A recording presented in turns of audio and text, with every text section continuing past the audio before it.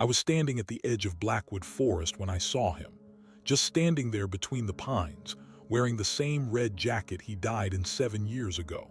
My breath caught in my throat, and for a moment I thought my mind was playing tricks on me. But then he smiled. That same crooked smile I remembered from our childhood. That same smile I saw for the last time at his funeral when I looked into his casket. His lips were moving, forming words I could not hear, and he raised one hand slowly, beckoning me forward into the darkness between the trees. Every instinct screamed at me to run, but my feet would not move. Because the impossible was standing right in front of me, and I needed to know why. My name is Trevor, and I am 28 years old. What I'm about to tell you happened 3 weeks ago in the mountains of northern Vermont, but the story really begins 7 years earlier when my best friend died. Before I continue, I want to ask you something. Have you ever lost someone close to you? Someone whose absence left a hole in your life that nothing could fill? If you have, then you understand what I went through. If you have not, I hope you never do. Drop a comment below and tell me about your experiences with loss or anything unexplainable that has happened to you. I read every single one, and your stories help me realize I am not alone in this. Let me take you back to where it all started. 7 years ago, I was 21 and fresh out of college. My best friend since childhood was a guy named Andrew. We grew up together in Burlington, Vermont, did everything together.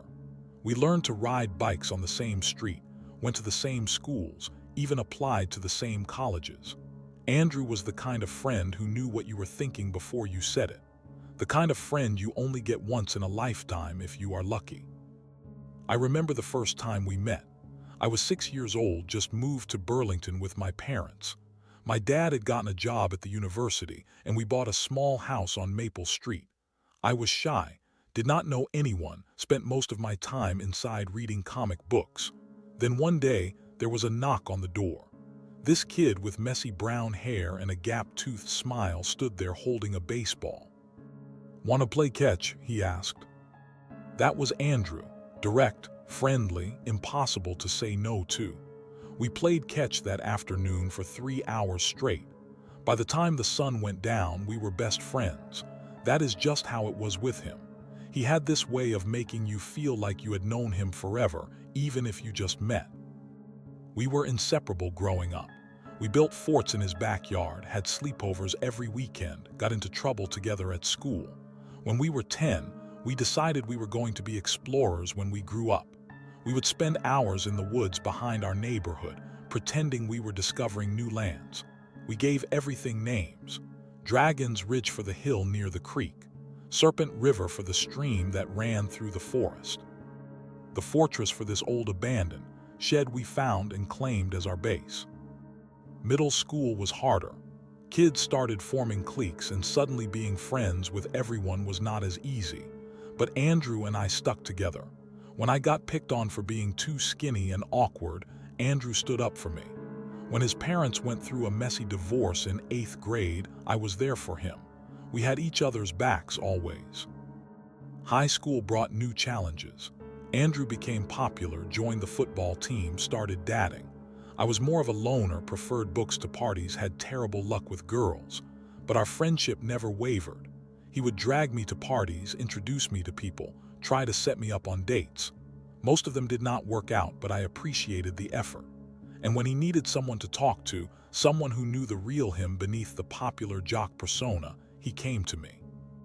We both got accepted to the University of Vermont. Andrew got a football scholarship and I got in on academics. We were roommates freshman year, lived in a tiny dorm room that somehow felt perfect. We stayed up late talking about our dreams, our fears, what we wanted to do with our lives. Andrew wanted to be a teacher, work with kids, make a difference. I wanted to be a writer, tell stories, maybe travel the world. We promised each other that no matter where life took us, we would always be friends, always be there for each other. During our junior year, Andrew met Emily. She was a nursing student, sweet and smart and absolutely perfect for him. I watched him fall in love, watched him become even better version of himself. He was happier than I had ever seen him. By the time we graduated, he was already planning to propose. He showed me the ring 2 weeks before he bought it, asked my opinion, wanted to make sure it was perfect. "What do you think?" he asked, pulling up a picture on his phone. "Is it too much, not enough?" "It is perfect," I told him. "She is going to love it, and more importantly, she loves you. That is what matters." He grinned that crooked grin. "Thanks, man. I do not know what I would do without you." Those words haunt me now, because 2 months later, I did not know what to do without him. That summer, Andrew and I decided to take a camping trip to Blackwood Forest. It was something we had talked about doing since we were kids. Blackwood was this massive stretch of wilderness about 2 hours north of Burlington, known for its dense pine forests and pristine lakes. People said it was one of the most beautiful places in Vermont, untouched and wild. We had been planning this trip for months, ever since Andrew proposed to Emily and she said yes. It was supposed to be a celebration, one last big adventure before he got married and life got more complicated. We packed our gear, loaded up Andrew's old pickup truck and headed out on a Friday morning in late June. The drive up was perfect. We had the windows down, music playing, talking about our futures. Andrew was so excited about the wedding, kept talking about the venue they had picked, the guest list, the honeymoon they were planning to Hawaii. He asked me to be his best man. Of course, I said yes. I was honored. "You are going to have to give a speech," he said, laughing. "And it better be good. None of that embarrassing childhood story stuff." "Oh, I am definitely telling embarrassing childhood stories," I said. "Remember when you tried to impress that girl in 7th grade by climbing the flagpole and got stuck?" "That was one time," he protested, but he was laughing too, and we agreed never to speak of it again. "Sorry, man. The people need to know the truth about you." We joked like that the whole drive, easy and comfortable. It felt like old times, like we were kids again setting out on an adventure. The sun was bright, the sky was clear, and everything felt perfect, like nothing bad could possibly happen. We reached Blackwood Forest around noon. The ranger station at the entrance was a small wooden building that looked like it had been there for decades. Paint was peeling from the walls, and the porch creaked under our feet as we walked up. An older man named Gerald was working that day. He had a thick gray beard streaked with white, weathered skin that spoke of years spent outdoors, and tired eyes that had seen too many seasons come and go. He gave us a map, marked a few good camping spots with a red pen, and warned us about staying on the trails. "Blackwood is beautiful, but she does not forgive mistakes," Gerald said, his voice rough like gravel. "People get turned around and they're real easy. The trails are marked, but once you get off them, everything starts to look the same. Had a group of hikers get lost last year. Took us 3 days to find them. Stay on the marked paths and you will be fine." We thanked him and drove deeper into the forest.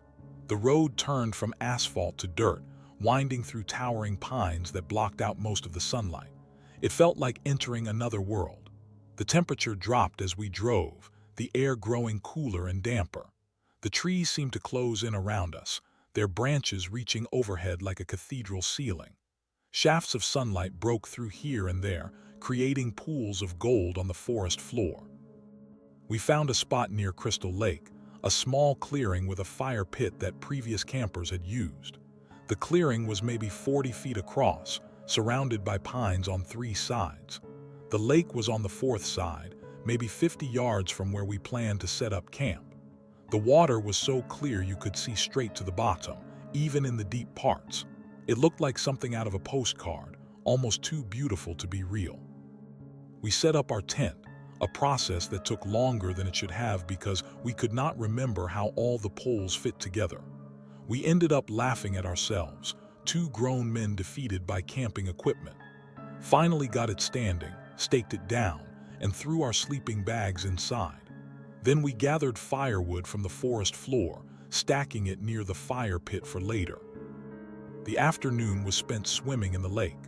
The water was cold, fed by mountain springs, but it felt amazing after the heat of the day and the work of setting up camp.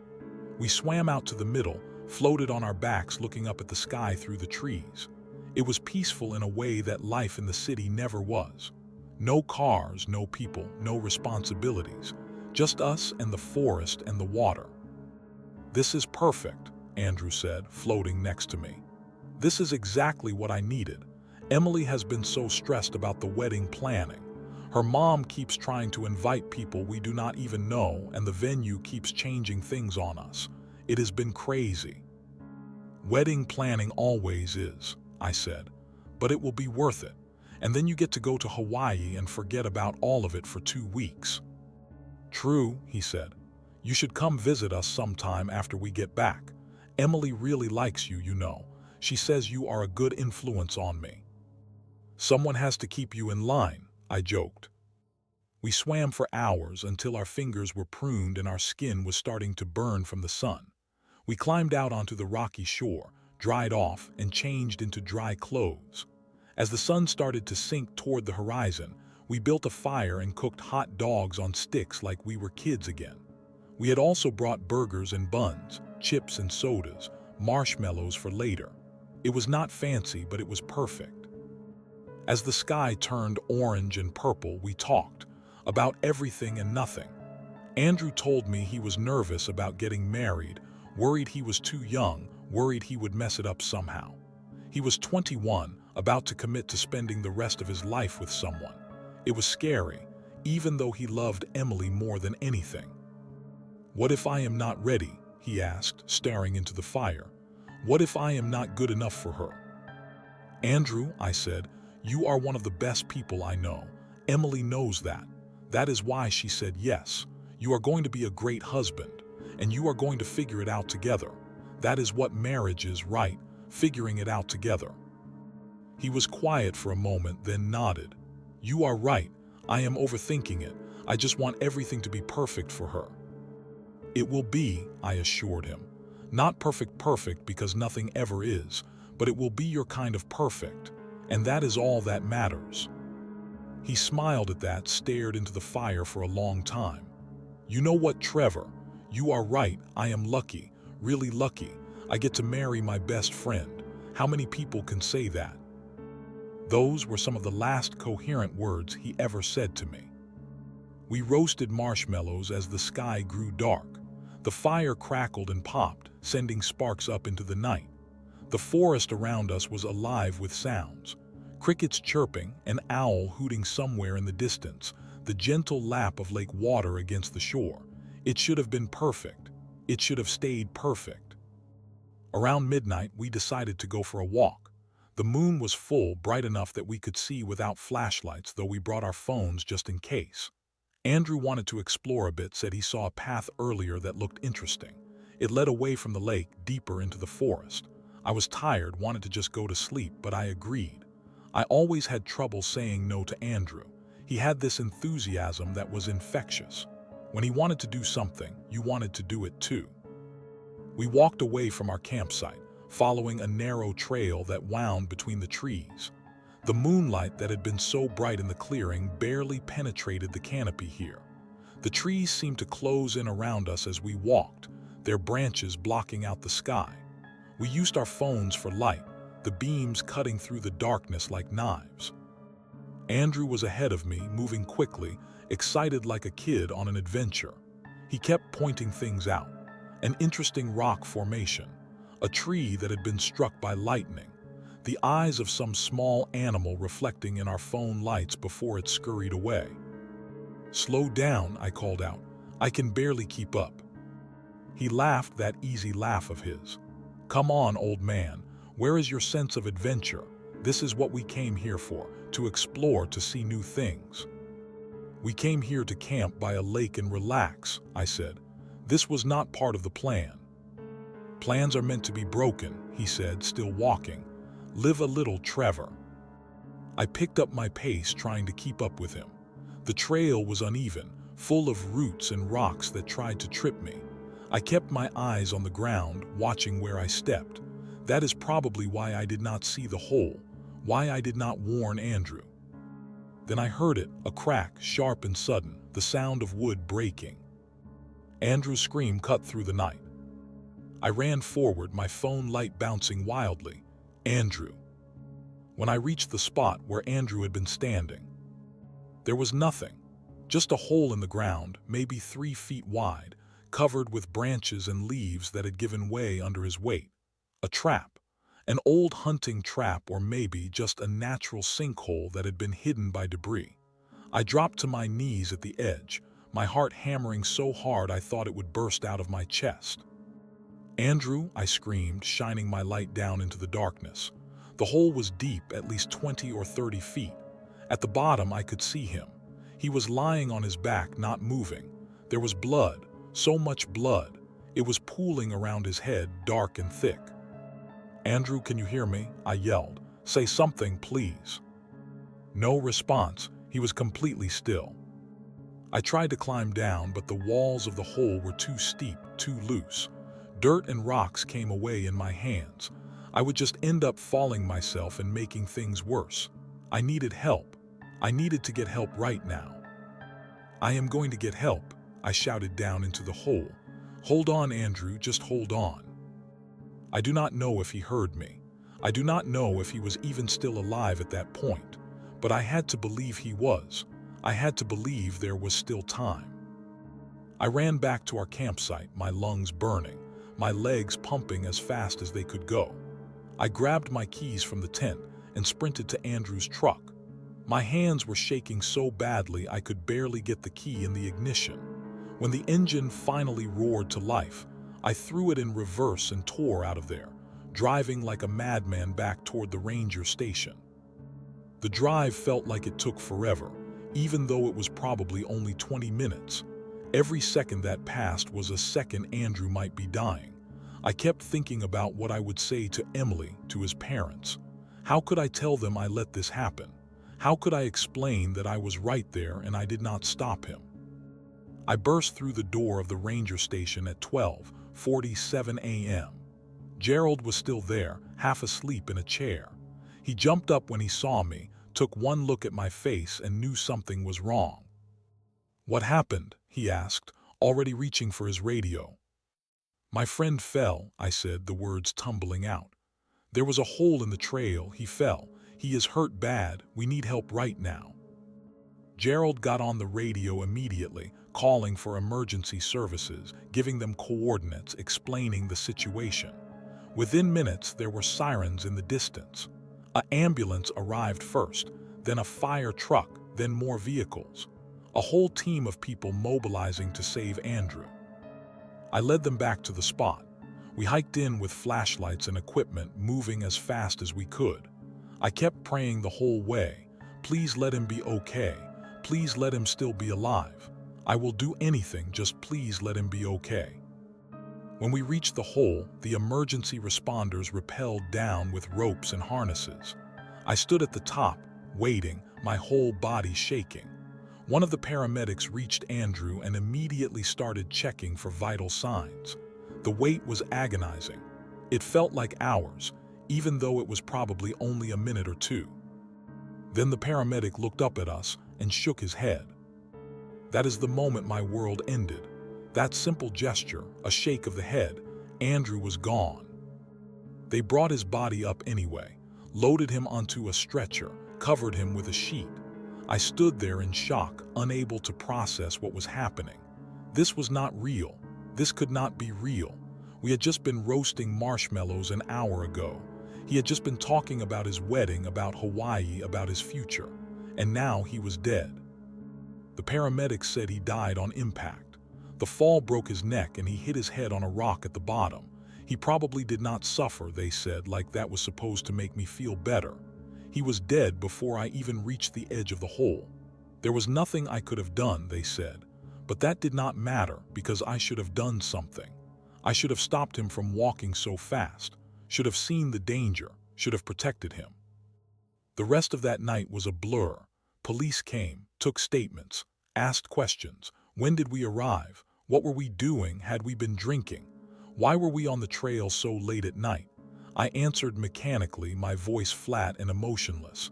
I was in shock, shutting down, unable to fully comprehend what had happened. They eventually let me go. I drove back to Burlington as the sun was rising, still in a daze. I went straight to Emily's apartment. I had to tell her. I had to be the one to tell her. When she opened the door and saw my face, she knew immediately that something was wrong. "Trevor," she said, "what happened? Where is Andrew?" I could not get the words out. I just stood there, tears streaming down my face, unable to speak, and she understood. She collapsed right there in the doorway, screaming. Her roommate came running and I had to explain, had to say the words out loud. "Andrew is dead. He fell. He is gone." The next few days were a nightmare, telling Andrew's parents, planning the funeral, answering the same questions over and over. Everyone wanted to know what happened. How did he fall? Why were you out there so late? Was there anything you could have done? That last question killed me every time, because the answer was yes. Yes, there was something I could have done. I could have said no to that walk. I could have insisted we go in the morning when we could see better. I could have been more careful, more aware. I could have saved him. The funeral was the hardest day of my life. The church was packed with people. Friends from school, his football team, family members I had never met. Emily was there in a black dress, her face pale and drawn, her eyes red from crying. Andrew's parents looked like they had aged 10 years in a week. And there at the front of the church was the casket, closed because of the head injury. But I knew what was inside. My best friend, dead at 21. I gave a eulogy. I do not remember what I said. Something about how Andrew was a great friend, how he touched everyone's life, how he would be missed. The words felt hollow and inadequate. How do you sum up a person's life in a few minutes? How do you capture everything they meant to you? At the cemetery, as they lowered the casket into the ground, I made a promise. I promised Andrew that I would never forget him, that I would live a life he would be proud of, that I would be there for Emily and his family. I promised a lot of things that day, but the one promise I could not keep was the one I made to myself, the promise to forgive myself for what happened. The guilt consumed me. I stopped going to places we used to go together, stopped talking to our mutual friends because seeing them reminded me of him. I threw myself into work, took a job at a marketing firm in Burlington, worked 60-hour weeks to keep myself busy. Anything to avoid thinking about that night, anything to avoid remembering. I stopped going into nature completely, could not look at a forest without feeling sick. Camping trips, hiking, even just walks in the park made me anxious. I became an indoor person, spending my free time in my apartment watching TV or reading. I isolated myself, pushed away anyone who tried to get close, because getting close to people meant risking losing them, and I could not go through that pain again. For 7 years I lived like this, going through the motions of life but not really living. Working, eating, sleeping, repeat. I dated a few times but nothing serious. I made surface-level friendships at work but never let anyone really know me. I built walls around myself and pretended everything was fine. But everything was not fine. I was drowning in guilt and grief, and no amount of work or distraction could change that. I started having nightmares, always the same one. I am back in Blackwood Forest, walking on that trail. I see Andrew ahead of me and I call out to him to stop, but he does not hear me. He just keeps walking, getting farther and farther away. And then he falls. Every single time he falls. And I wake up gasping, covered in sweat, Andrew's scream echoing in my ears. After 5 years of this, Emily called me. We had lost touch after the funeral. It was too painful for both of us, constant reminders of what we had lost. But she reached out, said she wanted to meet for coffee. I almost said no, but something made me agree. We met at a small cafe downtown. Emily looked different, older but also somehow lighter. There was a peace in her eyes that I did not expect. "How have you been?" she asked. "Fine," I lied. "Working a lot, keeping busy." She studied me for a moment, then smiled sadly. "You are not fine, Trevor. I can see it. You are carrying something heavy and it is killing you." I could not argue, she was right. "I carried it too," she said. "For a long time, the guilt, the anger, the what-ifs. I blamed myself for letting him go on that trip. I blamed you for not stopping him. I blamed Andrew for being careless. I blamed God for taking him. I was so angry, Trevor, so angry and so sad and so lost." "What changed?" I asked. "Therapy," she said simply. "A lot of therapy and time. And eventually I realized something. Andrew would not want this for me. He would not want me to spend the rest of my life trapped in that moment. He would want me to live, to be happy, to move on." "I do not know if I can do that," I said. "You can," she said. "You have to, because carrying this guilt, it is not honoring Andrew's memory. It is wasting your own life, and that would break his heart." We talked for 2 hours. About Andrew, about our grief, about learning to live again. When we parted ways, she hugged me tight. "See someone, Trevor," she whispered. "Please get help. Do it for Andrew. Do it for yourself." I took her advice.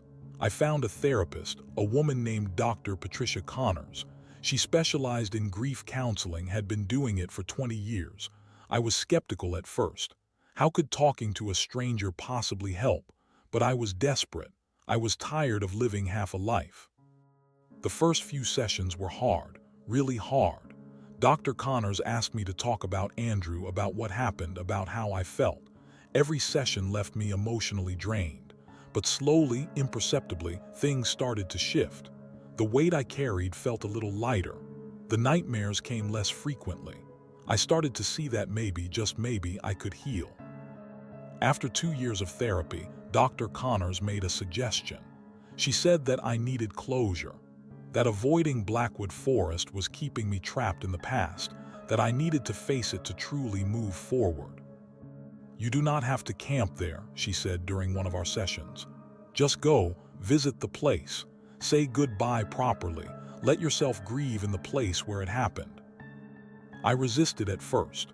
The thought of going back to Blackwood made my stomach turn, made my hands shake. But she was persistent. She said I would never truly heal until I faced my fear, until I made peace with what happened. So after weeks of thinking about it, I finally agreed. I would go back to Blackwood Forest, just for a day, just to see if I could. That brings us to 3 weeks ago, the day I saw Andrew standing in the forest. It was a cold Friday in October. I had taken the day off work, told my boss I needed a personal day. The drive up to Blackwood felt surreal, like I was moving through a dream, or maybe a nightmare. The leaves were turning, brilliant shades of red and gold and orange covering the mountains. It should have been beautiful, but all I could think about was the last time I made this drive. I reached the ranger station around 10 a.m. Gerald was still working there, somehow even older and more tired looking than before. He recognized me immediately. "You are that boy," he said, his voice soft. "The one whose friend fell. I remember. I never forget when something like that happens. I am sorry, son. That was a terrible thing." "Thank you," I said. My voice sounded strange to my own ears, tight and strained. "You going back there?" he asked. "Yes," I said. "I need to." He studied me for a long moment, his tired eyes seeing more than I wanted them to. "The trail is marked better now. We filled in that hole, put up warning signs all over that section, made sure something like that could not happen again. It is safe now, as safe as a forest can be." He handed me a map, the same kind he had given us 7 years ago. I took it with shaking hands. "You take care of yourself out there," he said. "And if you need anything, you come right back here. I will be here all day." I thanked him and drove deeper into the forest. The road was the same, winding through those towering pines, but everything felt different, darker somehow, more oppressive, like the forest knew what had happened here, like it was watching me. I parked in the same spot Andrew and I had camped. Crystal Lake looked exactly the same, its water dark and still under the overcast sky. The clearing where we had set up our tent was empty now, just bare dirt and rocks. I sat in my car for a long time, trying to work up the courage to get out. Finally, I opened the door and stepped out. The air was cold, carrying the smell of pine and decay. Dead leaves covered the ground, crunching under my boots. Everything was quiet, too quiet. No birds singing, no wind in the trees, just silence. I walked toward the trail where Andrew died. My heart was pounding so hard I could hear it in my ears. Every step felt like walking through quicksand. Part of me wanted to turn around to get back in my car and drive away and never come back. But I had come this far. I needed to do this. The trail looked different in October. The trees were bare, their branches reaching toward the gray sky like skeletal fingers. The path was covered in leaves, making it hard to see where I was going. But the warning signs were there, just like Gerald said. Bright yellow signs every few feet. Danger, stay on marked trail, unstable ground. I found the spot easily. There were even more signs here, along with a small fence that had been erected around the area. The hole had been filled in with concrete and covered with dirt. Someone had planted a small tree there, a young oak that was struggling to grow in the shade of the pines. I stood there staring at the tree for a long time. This was where Andrew died, this exact spot. 7 years ago, he fell through the ground right here and his life ended, and mine changed forever. "I am sorry," I finally whispered, my voice cracked. "I am so sorry, Andrew. I should have stopped you. I should have been more careful. I should have." I could not finish. Tears were streaming down my face. All the grief I had been holding in for 7 years came pouring out.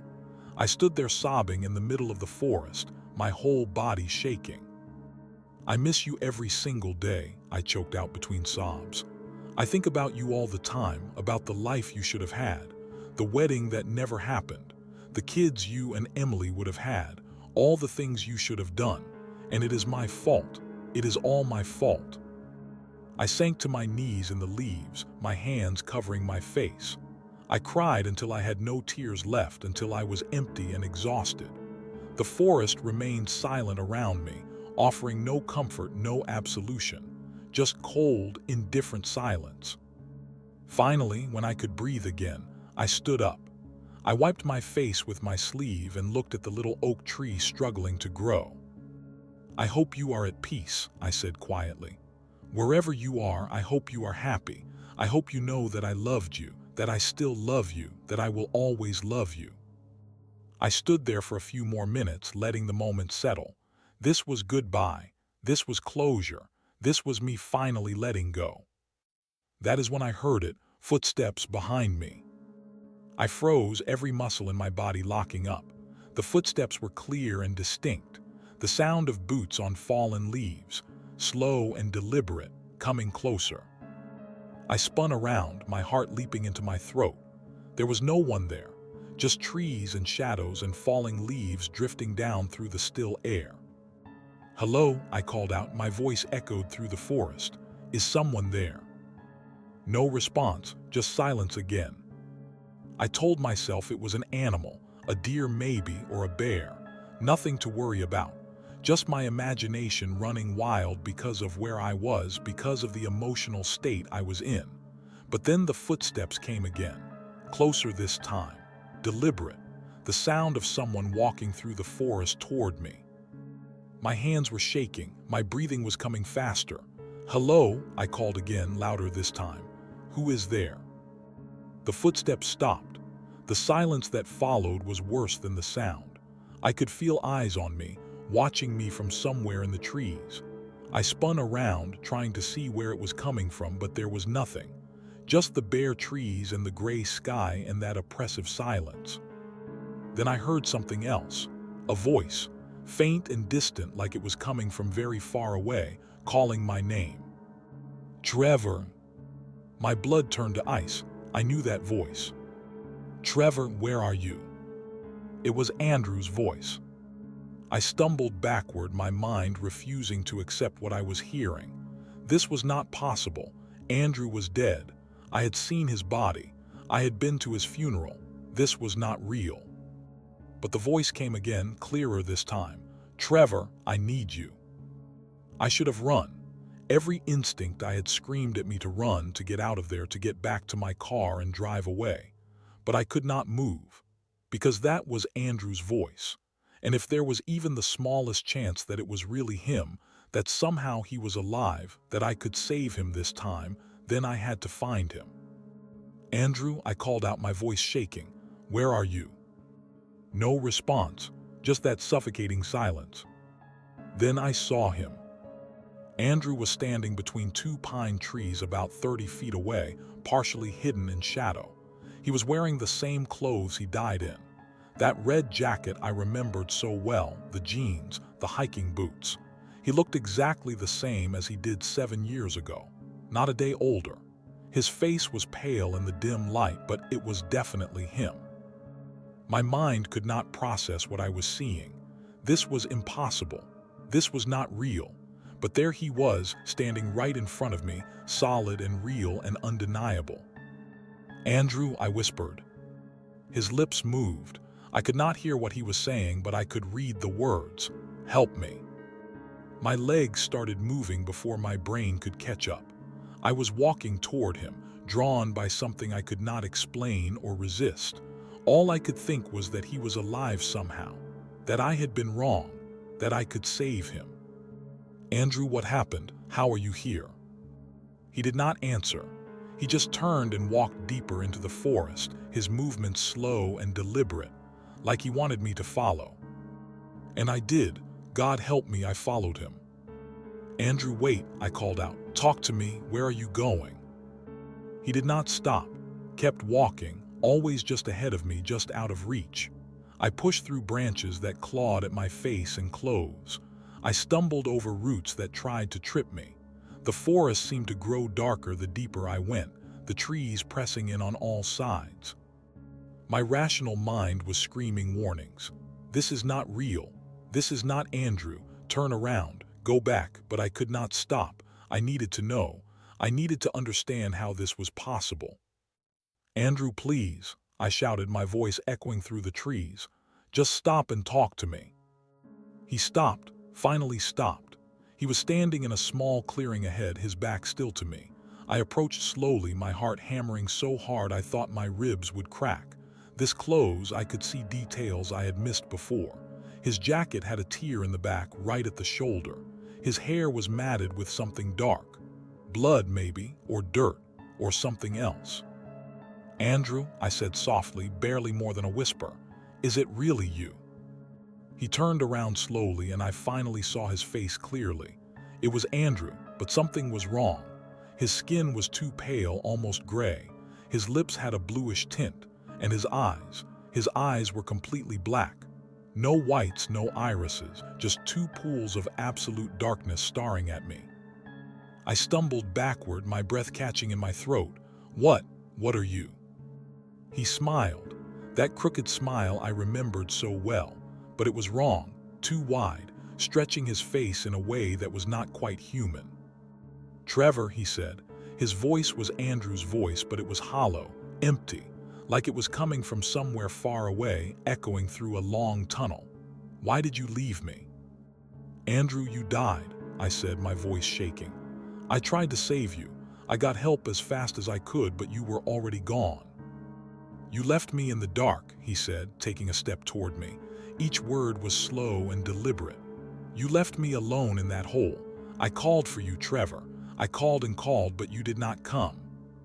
Tears were streaming down my face now. "That is not true. You died on impact. The doctors said so. You did not suffer. You could not have called for me." "I suffered," he said, his voice rising, becoming distorted. "I am still suffering, down in the dark, down in the cold, alone, always alone. You need to help me, Trevor. You need to bring me back." He lunged at me. I did not have time to react. 1 second he was standing 5 feet away, the next he was on top of me, bearing me to the ground. His hands closed around my throat, and they were ice cold. So cold they burned. His face was inches from mine, those black eyes staring into my soul. "Bring me back," he hissed. The voice was not Andrew's anymore. It was something else, something ancient and hungry. "Bring me back, bring me back, bring me back." I could not breathe. His grip was crushing my windpipe. Black spots danced across my vision. My hands clawed at his wrists, trying to pry his fingers loose, but they were like iron, unyielding, impossible. This was it. I was going to die here in Blackwood Forest, just like Andrew did. After 7 years of guilt and grief, this is how it would end. Maybe I deserved it. Maybe this was justice. But then from somewhere deep inside, I found a spark of anger. No, I did not deserve this. What happened to Andrew was an accident, a terrible, tragic accident, but it was not my fault. And whatever this thing was, it was not Andrew. Andrew would never hurt me. Never. You are not Andrew, I screamed with what little air I had left. You are not him. The thing on top of me froze. Its grip loosened slightly, just enough for me to suck in a desperate breath. Andrew was my best friend, I gasped out. He was kind and good and he loved life. He would never hurt me. He would never blame me for what happened. Whatever you are not him. The thing tilted its head, studying me with those black pit eyes. Then it smiled again and its face began to change. The features melted and shifted like wax in a flame. Andrew's face disappeared, replaced by something else, something I cannot even properly describe.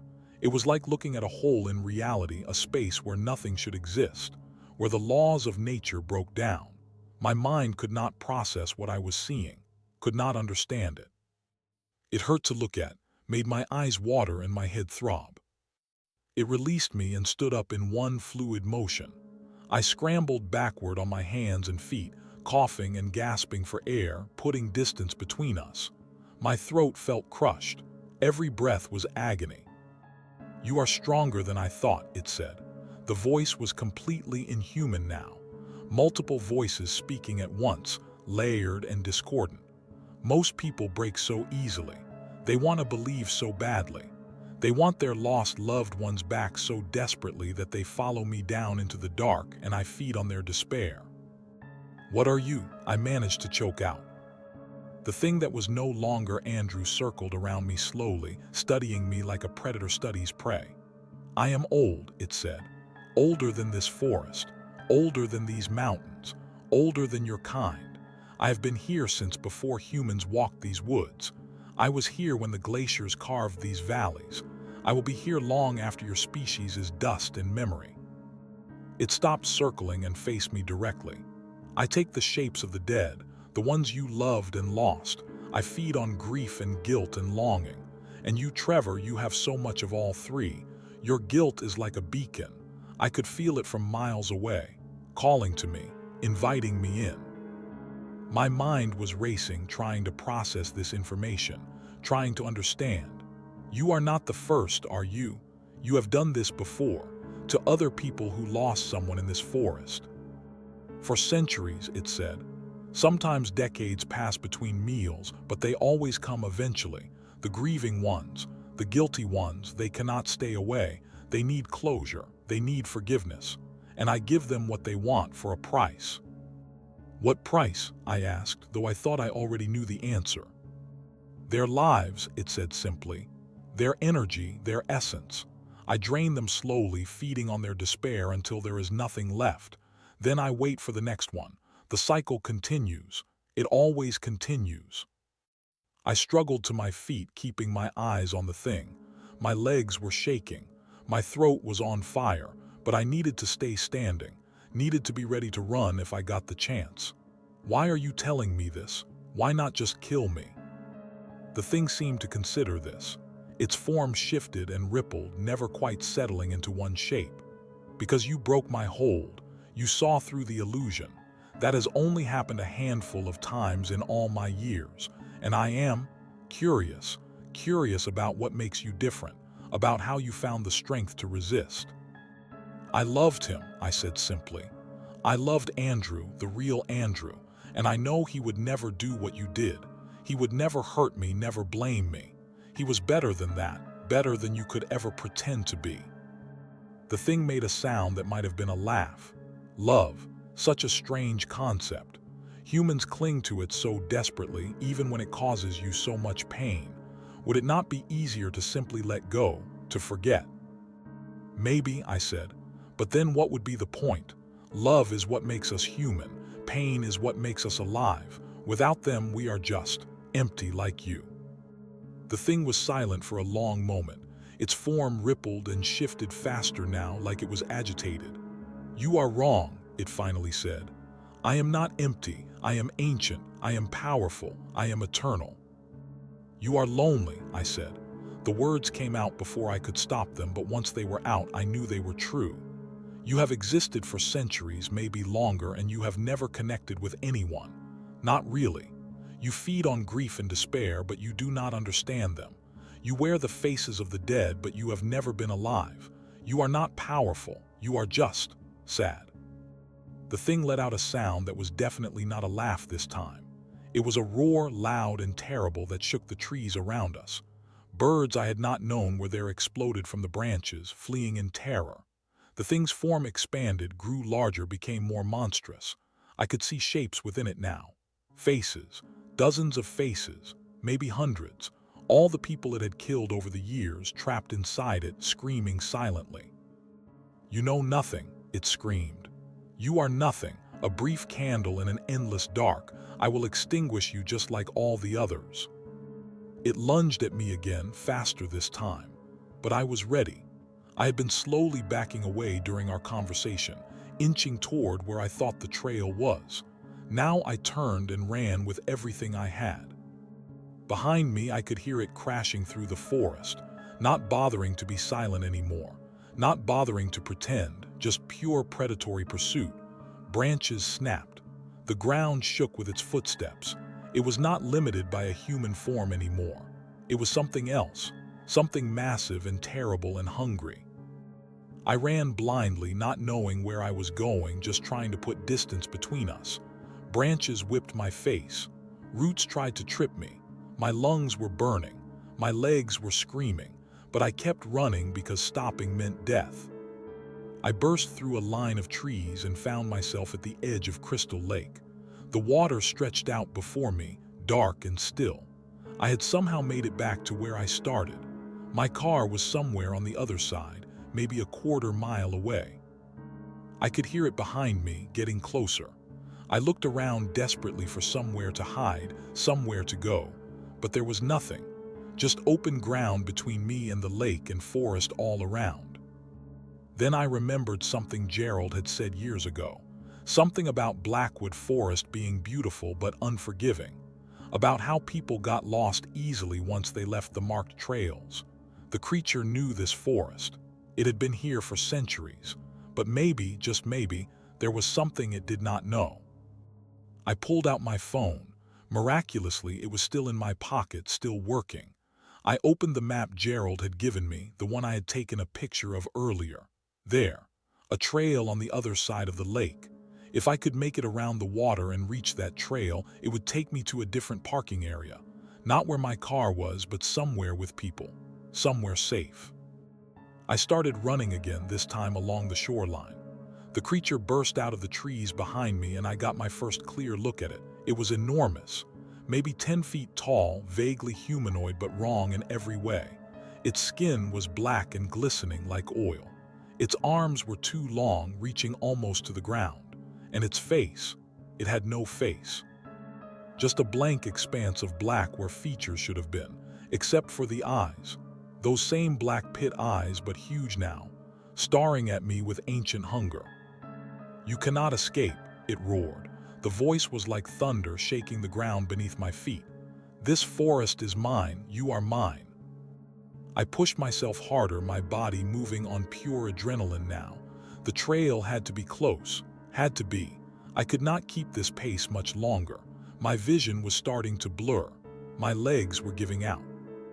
There I saw the trail marker, a small wooden post with a white arrow painted on it. Maybe 50 yards away, if I could just reach it, just make it to the trail. The creature was right behind me now.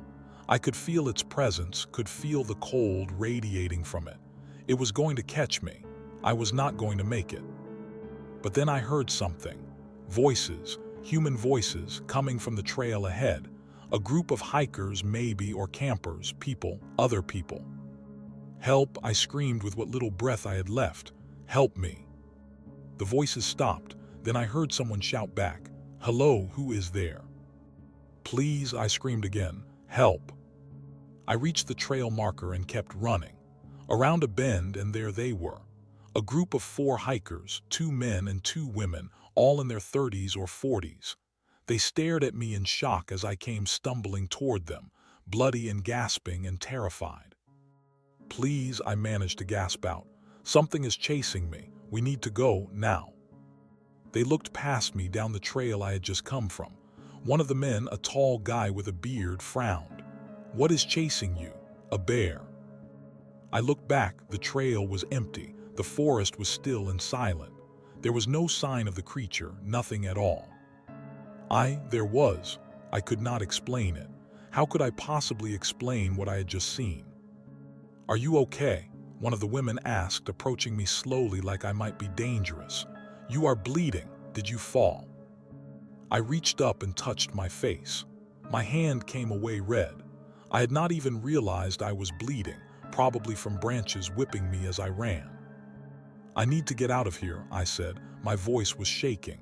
My whole body was shaking. "Please, can you help me get to a parking area, any parking area?" They exchanged glances, clearly thinking I was crazy or on drugs or both. But the woman who had spoken stepped forward. "Sure. We are parked at the north entrance about half a mile up this trail. You can come with us." The walk to their parking area felt like it took hours, though it was probably only 15 minutes. The hikers kept asking if I was okay, if I needed medical attention, what had happened. I gave vague answers. Told them I got lost, got scared, panicked. They seemed to accept this, though they clearly thought I was an idiot for being out in the woods alone without proper gear. When we reached their parking area, I called a taxi. Had to wait another half hour for it to arrive. The hikers stayed with me the whole time, probably worried I would do something stupid if left alone. I appreciated it, even though I barely spoke to them. The taxi finally arrived and took me to the ranger station. Gerald was still there, looking surprised to see me stumbling and looking like I had been through a war. "Son, what happened to you?" he asked, coming around his desk. "I need to get my car," I said. "It is at the Crystal Lake parking area, but I cannot go back there alone. Can you drive me, or give me an escort or something?" He studied me carefully. "Did something happen out there?" I got lost, got turned around, please. I just need to get my car and go home." He did not look like he believed me, but he did not push. "All right, let me grab my keys. We will take the service road, get you there quick." The drive to my car was silent. Gerald kept glancing at me like he wanted to say something, but he never did. When we reached the parking area, my car was sitting exactly where I left it, alone in the gathering dusk. "You sure you are okay to drive?" Gerald asked. "Yes," I said, though I was not sure at all. "Thank you for everything." He nodded slowly. "Son, I do not know what you saw out there, and maybe I do not want to know, but Blackwood, she is old. Older than any of us can understand. Strange things happen here sometimes. Things that do not make sense. If you saw something, if you experienced something, well, you are not the first, and you probably will not be the last." I stared at him. You know something is out there." He did not confirm or deny it, just gave me a long, tired look. "I know that people come here looking for closure, and sometimes they do not come back. I know that grief does strange things to the mind. And I know that some places in this world are not meant for us. Not really. We are just visitors, temporary. And sometimes we overstay our welcome." He drove away, leaving me alone in the parking lot. I got in my car, locked the doors, and just sat there for a long time. My hands were shaking on the steering wheel. My throat hurt where the thing had grabbed me. When I looked in the rearview mirror, I could see bruises already forming. Dark purple marks in the shape of fingers. I drove home as the sun set, not stopping until I reached my apartment in Burlington. I locked every door and window, turned on every light in the place. Then I just sat on my couch, staring at nothing, trying to process what had happened. For the next 3 days, I barely slept. Every time I closed my eyes, I saw those black pit eyes staring at me, heard that terrible voice, felt those cold hands around my throat. I called in sick to work, could not face going out into the world and pretending everything was normal. On the third night, I woke up at 3 a.m. My bedroom was freezing. my breath visible in the air. The temperature had dropped at least 30 degrees. I sat up in bed, my heart already racing, knowing something was wrong before I even knew what it was. My bedroom door was open. I always slept with it closed and locked. Always. But there it was, standing wide open, the hallway beyond pitch black despite the lights I had left on. "Hello," I called out. My voice shook. My damaged throat made the word come out raspy and weak. No answer, but I heard something, footsteps, coming up the stairs from my living room, slow and deliberate, one step at a time, each footfall deliberate and heavy. I reached for my phone on the nightstand, turned on the flashlight. The beam of light cut through the darkness of my doorway, illuminating the hallway. There was nothing there, but the footsteps continued, closer now, reaching the top of the stairs, coming down the hall toward my room. Then I heard his voice, Andrew's voice, coming from right outside my bedroom door. "Trevor," he called softly, "why are you hiding from me?" I wanted to scream, I wanted to run, but where could I go? This thing had found me here in my own home. There was nowhere left to hide. Nowhere left to run. I got out of bed slowly, holding my phone in front of me like it was a weapon instead of a piece of electronics. I crept to my bedroom door and looked out. My living room lights were on now, even though I knew they had been off when I went to bed. And standing in the middle of my living room was Andrew, or the thing that looked like Andrew. It was facing away from me, looking at the photos on my wall. Pictures of us from childhood, high school graduation, our camping trips together over the years. All the memories I had refused to take down because letting them go felt like forgetting him. "You kept these," it said softly, its voice almost wistful.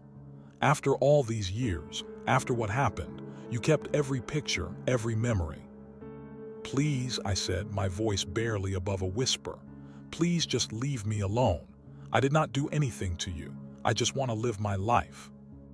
It turned around slowly. This time its face looked more like Andrew's than it had in the forest, more real. The black eyes were gone, replaced by the brown eyes I remembered. It looked sad, genuinely sad, almost human. "I cannot leave you alone," it said quietly. "Not when you cannot let go of me. Your guilt, Trevor, it is like a beacon that shines across the miles. As long as you carry it, as long as you feed it with your thoughts and your regrets, I will always be able to find you. Always." "What do you want from me?" I asked. Tears were running down my face again. I seemed to cry a lot lately. "Why are you doing this?" "I want you to forgive yourself," it said. The words shocked me. That was not what I expected it to say. "Not for me, not for the thing I am pretending to be. The real Andrew, the one who died in that forest, he forgave you before he even hit the ground. He never blamed you, not even for a second, but you blame yourself. And that guilt, that self-loathing, it is poisoning you. It is keeping you chained to the past. It is keeping you chained to me." "I do not understand," I said, shaking my head. "If you feed on guilt, why would you want me to let go of it? Would not that make you lose your hold on me?" The thing smiled sadly. "You think I am a simple monster, feed and kill, feed and kill. But I have been doing this for so long, Trevor, so very long, thousands of years, tens of thousands maybe, I do not even remember anymore, and I am tired." It walked toward the stairs slowly. I backed away instinctively, but it held up its hands in a peaceful gesture. "I am not going to hurt you, not this time. I just want to show you something." It came up the stairs and walked past me into my bedroom. I followed cautiously, keeping my distance. It went to my window and looked out at the street below, at the quiet neighborhood sleeping in the pre-dawn darkness. 7 years ago, a young man died in the forest," it said quietly, its voice taking on an almost melancholy tone. "It was an accident, a terrible, tragic, meaningless accident, but it was not your fault. You could not have known about that hole. You could not have predicted he would fall. You could not have stopped it, and even if you had been the one to fall instead, it would not have changed anything. Death comes for everyone, Trevor. Rich and poor, young and old, good and evil. It is the one thing we cannot control, the one thing we cannot escape, not even me. Andrew told me something similar once, I whispered, the memory coming back unbidden. We were at his grandfather's funeral. I was upset, crying because I had never lost anyone before. He put his arm around me and said that death is just part of life, that we have to accept it, make peace with it, because fighting it only causes us more pain. The real Andrew was wise, the thing said, and there was something almost like respect in its voice. Wiser than most humans I have encountered. Wiser than me, certainly. He understood something that most people never learn, that life is precious precisely because it is temporary, that love matters precisely because it ends, that every moment is valuable because we know, deep down, that we only get so many of them. It turned to face me and its features were shifting again, becoming less defined, less solid, like it was struggling to maintain the form.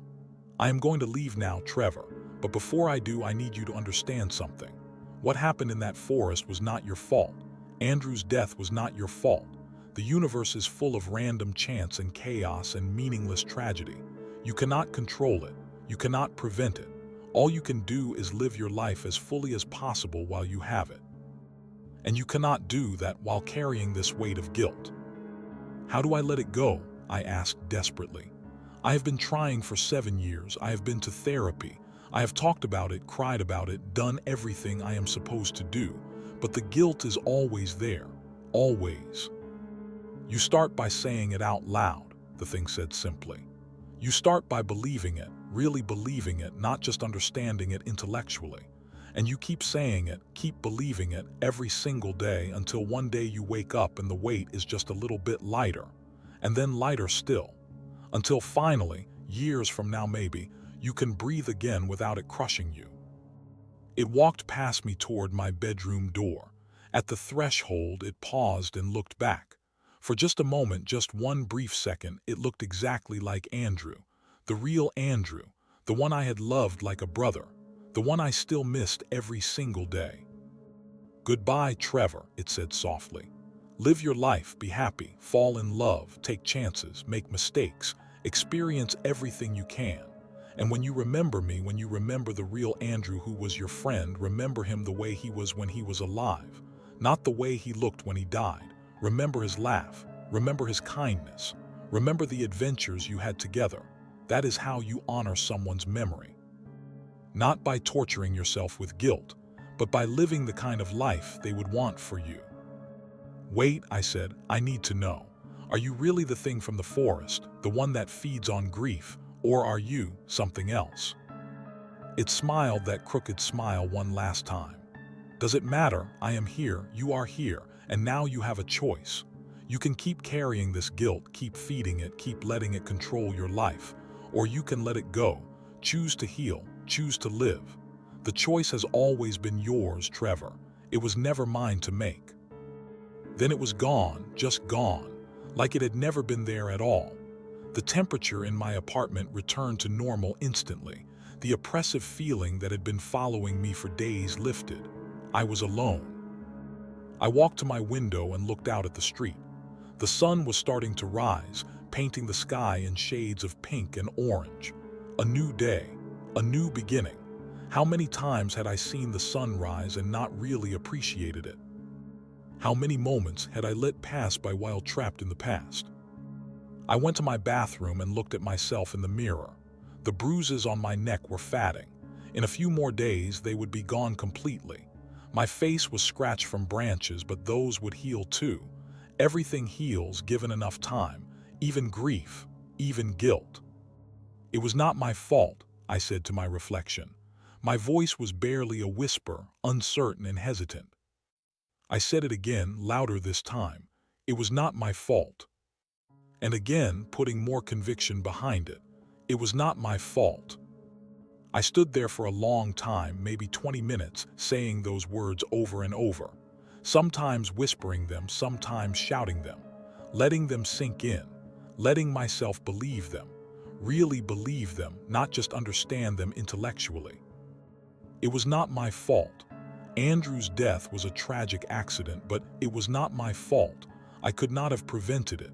I could not have saved him. And carrying this guilt for the rest of my life would not bring him back. It would not honor his memory. It would just waste the life I still had left to live. When the sun was fully up, I made myself breakfast for the first time in days. Actually cooked eggs and toast instead of just forcing down a protein bar. Then I called Dr. Connors and left her a message asking for an appointment. I needed to tell her what happened, needed to process it with someone who could help me understand. The next day I went back to work. My coworkers asked if I was feeling better and I said yes. And for the first time in 7 years, it was not entirely a lie. I was not completely better. The guilt was still there, the grief was still there, but they felt different now. Manageable, like something I could carry without it crushing me. Over the next few weeks, I started making changes. Small ones at first. I reached out to friends I had pushed away. Accepted invitations to social events instead of making excuses.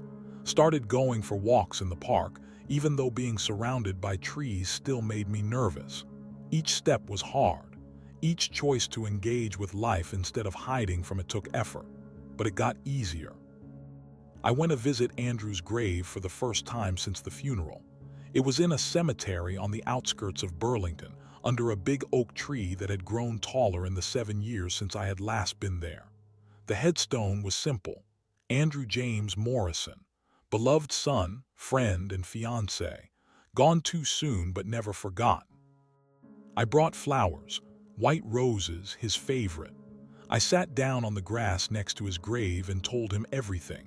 About my guilt, about my grief, about the thing in the forest that wore his face, about learning to forgive myself, about trying to move forward.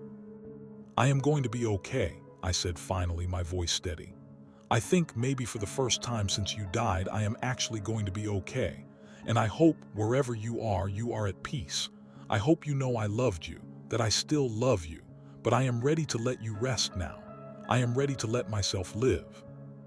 A breeze rustled through the oak tree above me, and for just a second I could have sworn I heard Andrew's laugh. Not the hollow, echoing laugh of the thing in the forest.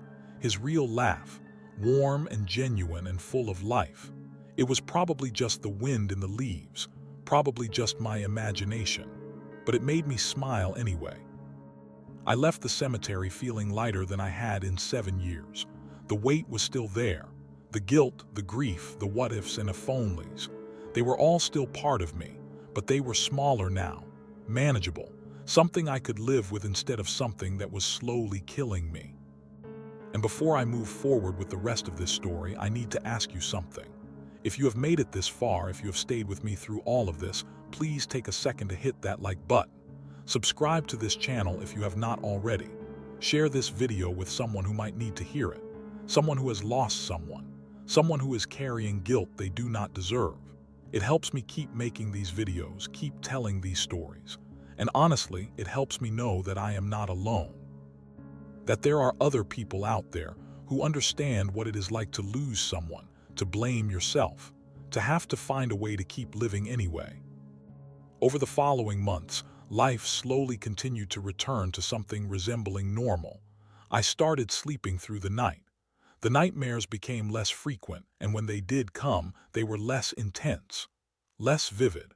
I did not wake up screaming anymore, did not wake up with Andrew's name on my lips. I started dating someone. Her name was Rachel, and we met at a bookstore. She was browsing the horror section, picking up a Stephen King novel, and I made a joke about his writing style. We ended up talking for 2 hours, first in the bookstore and then at a coffee shop next door. She was smart and funny and kind, and she did not know anything about my past, about what happened in Blackwood Forest, about the guilt I had carried, and that was okay. We could build something new together, something that was not haunted by ghosts. I told her about Andrew eventually, about 3 months into our relationship. Not everything. I left out the parts about the creature, about the supernatural encounter, but I told her about my best friend who died, about how I blamed myself, about how I was learning to forgive myself. She listened without judgment, held my hand, told me she was sorry for my loss. And then she told me about her brother who had died in a car accident when she was 16. About how she blamed herself for not being in the car that day, for not being there to warn him about the drunk driver. We helped each other heal.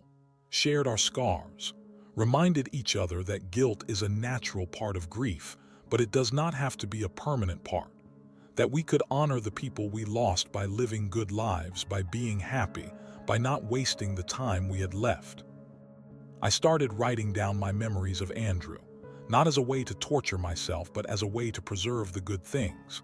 The adventures we had as kids, the stupid jokes we told, the dreams we shared. I filled notebook after notebook with stories, and slowly Andrew became more than just the person who died in the forest. He became the person who lived, who laughed, who loved, who made my childhood better just by being in it. I also started volunteering at a grief support group. Dr. Connors suggested it, said that helping others might help me process my own experience. She was right.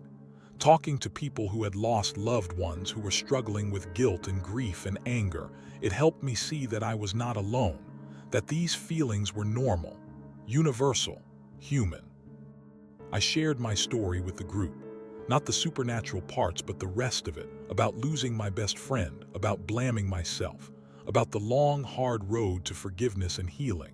And I saw my own pain reflected in their eyes, saw them nod in understanding, saw them cry because they felt the same things. And I realized that grief connects us all, that loss is the price we pay for love, and that healing is possible, even when it seems impossible. 6 months after my encounter in Blackwood Forest, I got a call from Emily. She wanted to meet for coffee again. We had been texting occasionally, checking in on each other, but we had not seen each other in person since that day years ago when she first reached out to me. We met at the same cafe. She looked good, happy. She told me she had gotten married to a man named Daniel, that they were expecting their first child, a boy. She was going to name him Andrew. "I wanted to ask you something," she said, her hands wrapped around her coffee cup. "I am putting together a memory book for our son, so he can know who his namesake was, what kind of person Andrew was, and I was hoping you would write something for it, a story about you and Andrew, something that shows who he really was." I felt tears prick my eyes, but they were good tears this time. Not grief, not guilt, just love, pure love for my friend and the memory of him. "I would be honored," I said. I spent the next week working on it. I wrote about the first time we met, when he knocked on my door with a baseball and a gap-toothed smile. About the fort we built in his backyard. About the time we got lost in the woods behind our neighborhood and found our way home by following a stream. About his kindness, his humor, his unwavering loyalty. About how he made everyone around him better just by being himself. I gave it to Emily 2 weeks later. She cried when she read it, but she was smiling too. "This is perfect," she said. "This is exactly who he was. Thank you, Trevor. Thank you for remembering him like this." "Always," I said. "I will always remember him." As more time passed, I found myself thinking about the creature less and less. The encounter in the forest started to feel distant, like something that happened to someone else. Sometimes I wondered if it was real, or if my mind had created the whole experience as a way to process my grief. Maybe I had a breakdown in the forest, hallucinated the whole thing, and the real healing came from within. Or maybe the creature was real, and it really did help me see what I needed to see to move forward. In the end, I decided it did not matter. Real or imagined, supernatural or psychological, the result was the same. I had faced my guilt, I had confronted my grief, and I had survived. That was what mattered. 1 year after my encounter in Blackwood Forest, I did something I never thought I would do. I went camping again. Not to Blackwood. I was not ready for that, and I might never be. But Rachel and I drove to the Green Mountains, to a well-marked campground with plenty of other people around. We set up our tent in broad daylight, built a fire, cooked dinner over the flames. That night, lying in the tent with Rachel sleeping beside me, I listened to the sounds of the forest, the wind in the trees, the distant hoot of an owl, the crackle of someone else's campfire.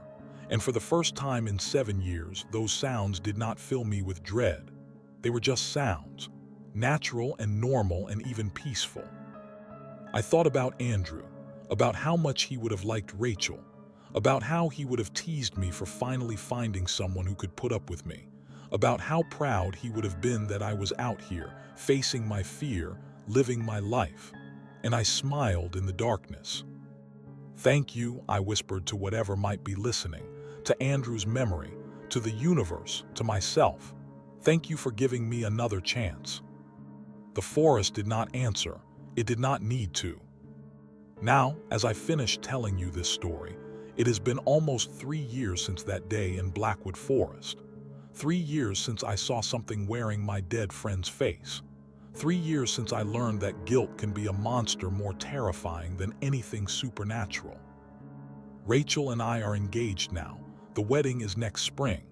Emily and Daniel had their son, and I am his godfather. I still volunteer at the grief support group every week. I still write down memories of Andrew, preserving them for future generations. And I still miss him. I will always miss him. But the missing does not hurt the way it used to. It is softer now, bittersweet instead of agonizing. I learned something important through all of this, something I want to share with you, whoever you are watching this. Grief is not something you get over. It is not a problem to be solved or a challenge to be conquered. It is something you learn to carry, something you integrate into your life. The weight never completely goes away, but you get stronger. You adapt. You learn to stand up straight even with that weight on your shoulders. And guilt, when it is undeserved, when it is based on things outside your control, that is not honoring the dead. That is torturing yourself. The people we love, the ones who truly loved us, they would never want that for us. They would want us to live, to be happy, to make the most of the time we have.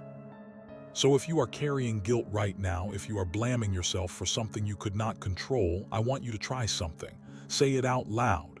"It was not my fault." Say it again and again. Keep saying it until you start to believe it, because it is true. Accidents happen, people die, and it is not your fault. Life is short and precious and unpredictable. We do not know how much time we have. None of us do. So we cannot waste it trapped in the past, haunted by what-ifs and should-haves. We have to live, really live, fully and completely and without fear. That is what Andrew would have wanted for me. That is what I want for you. I have not been back to Blackwood Forest since that October day 3 years ago. Gerald retired 2 years ago, and I heard the ranger station is under new management. The forest is still there, still beautiful and dangerous in equal measure. And somewhere in those woods, maybe there is still something ancient and hungry, waiting for the next grief-stricken person to wander into its territory. Or maybe not. Maybe I really did have a breakdown, and the whole experience was my mind's way of forcing me to confront what I needed to confront. Maybe the creature was never real, and healing came from within all along. I think about this sometimes, late at night when I cannot sleep, about what is real and what is not, about the line between the supernatural and the psychological, about whether there is even a difference. But then Rachel stirs beside me, or I remember the grief support group meeting I have later that week, or I think about the wedding we are planning and I realize it does not matter. The specifics do not matter. What matters is that I am here. I am alive. I am living. And Andrew, wherever he is, would be happy about that. Last week I received a letter in the mail. No return address. Just my name and address written in careful handwriting I did not recognize. Inside was a single piece of paper with a short message. "You did well, Trevor. You chose to live. That takes more courage than most people have. Andrew would be proud. I am proud. And you should be proud of yourself. The forest will always remember you, but it will not call to you again. You are free now. Use that freedom wisely." There was no signature. No indication of who sent it or why. I showed it to Rachel, and she suggested it might be from someone in my grief support group. Someone who wanted to encourage me but did not want to make it awkward by identifying themselves. Maybe she is right, or maybe it was something else. A final message from whatever I encountered in those woods. A confirmation that the deal was complete, the lesson learned, the healing begun. I keep the letter in my nightstand drawer. I take it out sometimes and read it when I am having a hard day, when the guilt starts to creep back in, when I need a reminder that I made the right choice. That choosing to live, choosing to forgive myself, choosing to move forward, that was the right thing to do. And you know what? I do feel free. Not all the time, not every moment of every day, but more and more I wake up and the weight is lighter. I go through my day and I laugh genuinely. I make plans for the future instead of dwelling on the past. I love and am loved in return. I am alive in a way I have not been since before Andrew died. Is that not what we all want? To be truly alive, not just breathing and going through the motions, but really living, feeling everything, the good and the bad, the joy and the sorrow, the love and the loss, because it all matters. Every moment matters. Every connection matters. Every person who touches our lives matters. Andrew mattered. He mattered so much, and he still matters even though he is gone, because I carry him with me, not as a burden or a source of guilt, but as a beautiful memory, as a reminder of what friendship means, as inspiration to be a better person. That is how we honor the dead, not by destroying ourselves with guilt, not by living half-lives defined by loss, but by taking the love they gave us, the lessons they taught us, the memories we made together, and using those things to build something good, to create meaning, to make the world a little bit better because they were in it, and because we are still in it. So here I am, 3 years later, telling you this story, sharing my experience with grief and guilt and supernatural encounters that may or may not have been real, hoping that maybe, just maybe, it helps someone out there who needs to hear it. If you are grieving, I see you. If you are struggling with guilt, I understand. If you feel trapped by the past, I have been there. And I am here to tell you that healing is possible. It is not easy. It is not quick, but it is possible. You have to choose it, though. Every single day, you have to wake up and choose to take one more step forward. Choose to forgive yourself. Choose to honor the dead by living well. Choose to believe that you deserve happiness, even after loss, especially after loss. Some days that choice will be easy. Some days it will be the hardest thing you have ever done, but you make it anyway, one day at a time, one step at a time, until eventually you look back and realize how far you have come, how much you have healed, how much stronger you are than you ever thought possible. I want to thank you for listening to my story, for staying with me through all of this, for taking the time to hear about my friend, my grief, my guilt, and my healing. It means more than you know. And if you are struggling right now, if you are in that dark place where I was for so many years, please reach out to someone. A therapist, a support group, a friend, a family member, anyone. You do not have to carry this alone. You were never meant to carry it alone. The sun is coming up outside my window right now as I finish writing this. Rachel is making coffee in the kitchen. I can hear her singing softly to herself, some song I do not recognize, but that makes me smile anyway. In a few hours, we are going to visit Emily and Daniel and little Andrew. We are going to tell them about our wedding plans, maybe ask if they want to be part of it. It is going to be a good day, not perfect. Nothing ever is, but good, real, full of life and love and possibility. And that is enough, more than enough. That is everything. I saw someone in the forest. It was my friend who died years ago, but it was not really him. It was something else. Something that showed me what I needed to see. Something that helped me in its own twisted way to heal. Or maybe it was all in my head. A manifestation of my guilt and grief taking a form I could confront and overcome. Either way, I am grateful.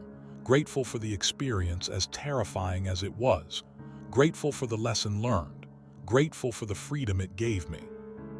Andrew is gone. He has been gone for 10 years now. 10 years since that night in Blackwood Forest when a terrible accident took him from everyone who loved him. And he is never coming back. No matter how much I miss him, no matter how much I wish things had been different. But the love I have for him, the memories we made together, the person I became because I knew him, Those things will never die. They are part of me now, forever. And that is how we live forever, not by avoiding death because we cannot, but by the marks we leave on the people we love, by the memories we create, by the love we give and receive. That is immortality. That is what endures. So goodbye, Andrew. Thank you for being my friend. Thank you for the adventures. Thank you for the laughter. Thank you for showing me what true friendship means. I will carry you with me always, not as a weight, but as a light. A reminder to live well, love deeply, and make every moment count. Rest easy, my friend. Your work here is done, and I am going to be okay. We are all going to be okay.